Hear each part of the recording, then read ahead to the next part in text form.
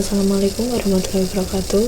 Perkenalkan, nama saya Mariani Tricayanti dari Universitas PGRI Yogyakarta. Di sini saya sebagai mahasiswa studi independen bersertifikat di PT Citek ERP Indonesia. Di sini saya akan menjelaskan mengenai kriteria bisnis dan analisis gap pada PT KAI Indonesia. Di sini ada pengertian kriteria bisnis dan analisis gap. Kriteria bisnis adalah standar atau parameter yang digunakan untuk mengevaluasi kinerja, efektivitas, dan keberhasilan suatu organisasi atau proyek. Menurut Peter Drucker, Drucker menekankan pentingnya tujuan yang jelas dan terukur dalam bisnis. Menurutnya, kriteria kinerja harus terkait langsung dengan tujuan strategis perusahaan agar dapat dievaluasi secara efektif.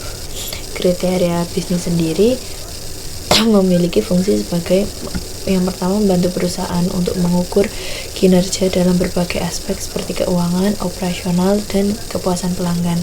Yang kedua, menyediakan data dan informasi yang diperlukan untuk pengambilan keputusan strategis. Yang ketiga, membantu dalam merumuskan rencana jangka pendek dan jangka panjang berdasarkan analisis kinerja.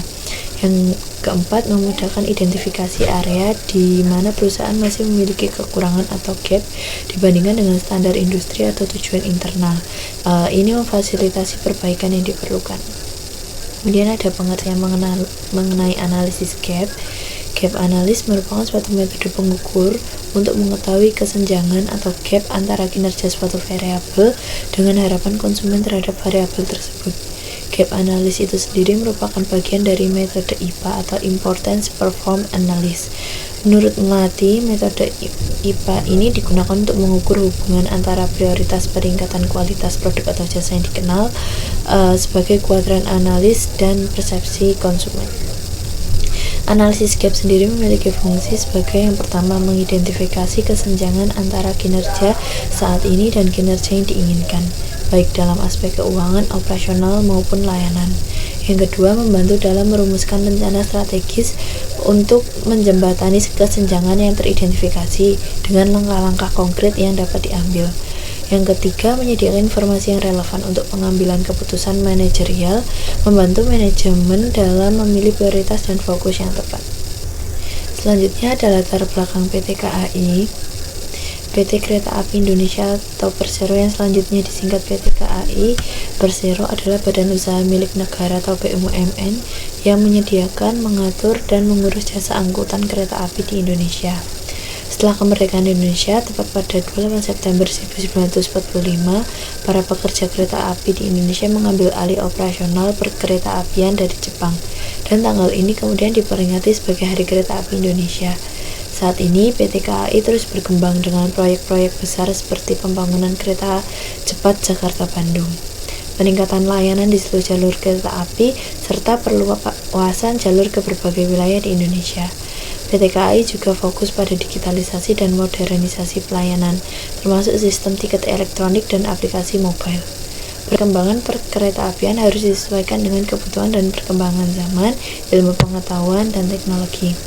Hal ini membawa implikasi untuk meningkatkan pembinaan dan penyelenggaraan perkeretaapian sesuai dengan perkembangan kehidupan rakyat dan bangsa Indonesia, serta agar lebih berhasil guna dan berdaya guna. Selanjutnya ada kriteria bisnis dari PT KAI. Yang pertama, kualitas sistem rail ticketing system RTS kepada kepuasan pelanggan. Menurut Dillon and McLean, kualitas sistem merujuk pada seberapa baik kemampuan perangkat keras, perangkat lunak, dan kebijakan prosedur dari sistem informasi yang dapat menyediakan informasi kebutuhan pemakai. Dari teori tersebut, hasil analisis dapat diketahui bahwa kualitas sistem RTS pada PT KAI dapat meningkatkan keselarasan strategi bisnis sehingga dapat mencapai kepuasan pengguna. Yang kedua, kualitas informasi rail ticketing system atau RTS terhadap kepuasan pelanggan. Informasi yang berkualitas tinggi yaitu memiliki karakteristik, atribut, atau kualitas yang membuat informasi lebih bernilai. Dari hasil yang didapat, perusahaan dalam menghasilkan produk atau jasa melalui penggunaan kualitas informasi RTS ini, seluruh informasi yang dibutuhkan tersedia sesuai kebutuhan pengguna.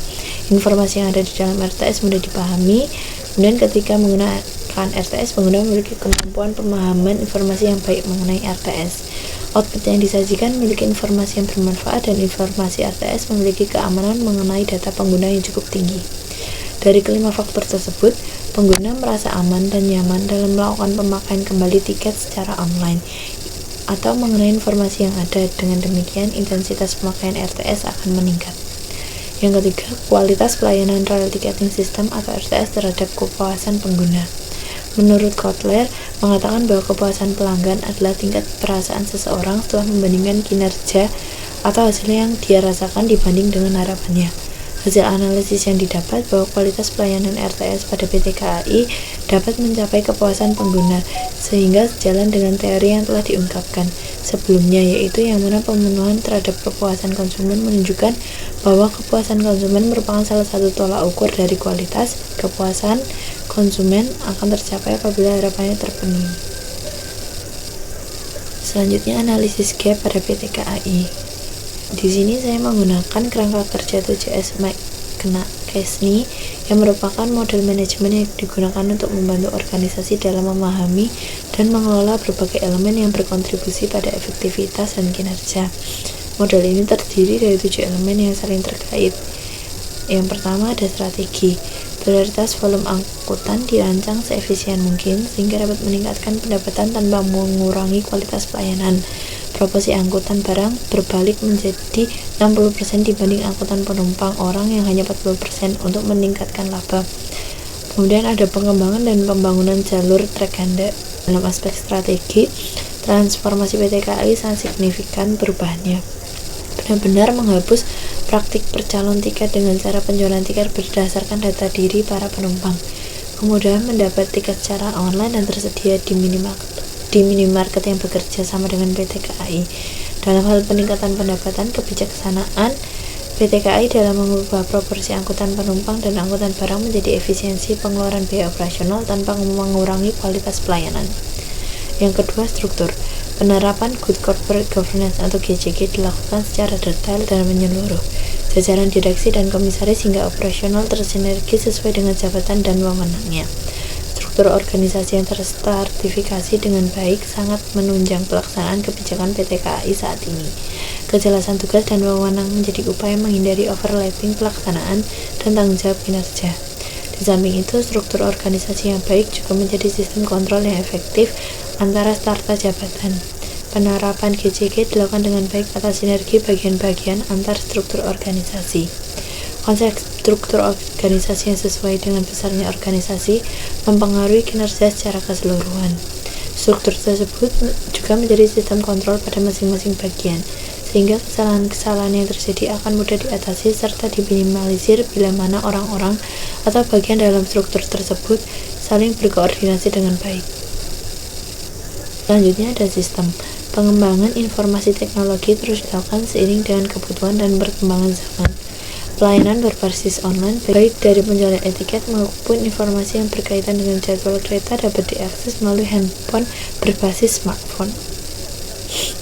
Perkembangan teknologi sangat berguna dalam menunjang kinerja PT KAI. Penggunaan internet sebagai media informasi dimanfaatkan oleh PT KAI sebagai ajang media promosi sekaligus wahana sumber informasi yang lengkap bagi kebutuhan masyarakat. Penjualan tiket online hingga penyetakan online mandiri disediakan PT KAI dengan pengembangan sistem teknologi yang mampu menarik minat masyarakat terhadap pelayanan PT KAI.